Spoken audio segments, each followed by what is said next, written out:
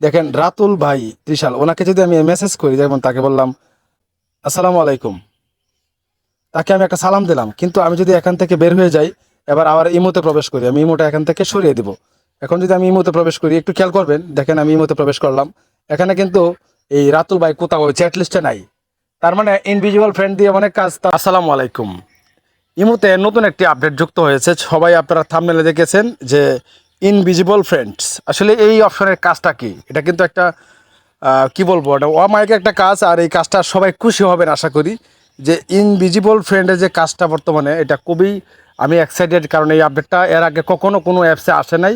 আর এই আপডেটটা দিয়ে কিন্তু আপনি অনেক কিছু করতে পারবেন, অনেক কিছু বলতে আপনি এই আপডেটটা এর আগে কোথাও পাবেন না। ঠিক আছে, খুব এক্সাইটেড একটা আপডেট ইনভিজিবল ফ্রেন্ড। জাস্ট আমি যেখানে যদি ক্লিক করি, ক্লিক করলে কি হবে, এখানে ক্লিক করার পরে আপনি এখানে দেখতে পাচ্ছেন হিডেন আনহাইড, এখানে দেখতে পাচ্ছেন অ্যাড, তারপর এখানে পাসকোড, এই অপশনগুলো কী কী কোনটা কী কাজ করে সম্পূর্ণ কিছু দেখাবো। তো এই কাজটা শেখার জন্য অবশ্যই ভিডিওটা কন্টিনিউ করবেন, অবশ্যই লাভ হবে।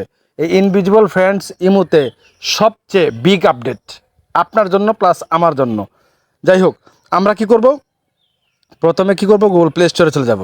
গুগল প্লে স্টোরে আসার পরে গুগল প্লে স্টোরে আসবো, আসার পরে এখানে ইমো লিখে সার্চ করব। অবশ্যই এই কাজটা আপনাকে করতে হবে এই আপডেটটা পেতে হলে। ঠিক আছে, এই আপডেট পেতে হলে অবশ্যই আপনাকে কী করতে হবে, এখান থেকে এই ইমোটা আপডেট করে নিতে হবে। হ্যাঁ, তো আমি এখানে অলরেডি আপডেট করে নিচ্ছি, আপনারা আপডেট করে নেবেন। আমি এখান থেকে এটা ওপেন করব।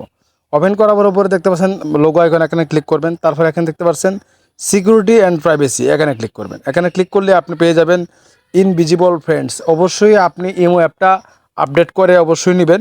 তো এখানে ইনভিজিবল ফ্রেন্ডে ক্লিক করলে আমি আপনাদের যদি একটু দেখাই অ্যাড অপশন। হ্যাঁ, আমি যদি অ্যাড অপশনে ক্লিক করে দিই, দেখেন যে কাউকে আপনি ইনভিজিবল ফ্রেন্ডে অ্যাড করতে পারবো। ফর এক্সাম্পল, আমি এখান থেকে যে কোনো একটা ব্যক্তিকে আমি অ্যাড করে নিলাম। দেখেন আমি ডান অপশনে ক্লিক করে দিলাম, এখানে কিন্তু দুজন ব্যক্তি অ্যাড হয়েছে। এখন আমি আপনাদেরকে একটু বিষয় দেখাই। দেখেন রাতুল ভাই ত্রিশাল ওনাকে যদি আমি মেসেজ করি, যেমন তাকে বললাম, তাকে আমি একটা সালাম দিলাম, কিন্তু আমি যদি এখান থেকে বের হয়ে যাই, এবার আবার ইমোতে প্রবেশ করি, আমি ইমোটা এখান থেকে সরিয়ে দিব। এখন যদি আমি ইমোতে প্রবেশ করি, একটু খেয়াল করবেন, দেখেন আমি ইমোতে প্রবেশ করলাম, এখানে কিন্তু এই রাতুল ভাই কোথাও চ্যাট লিস্টে নাই।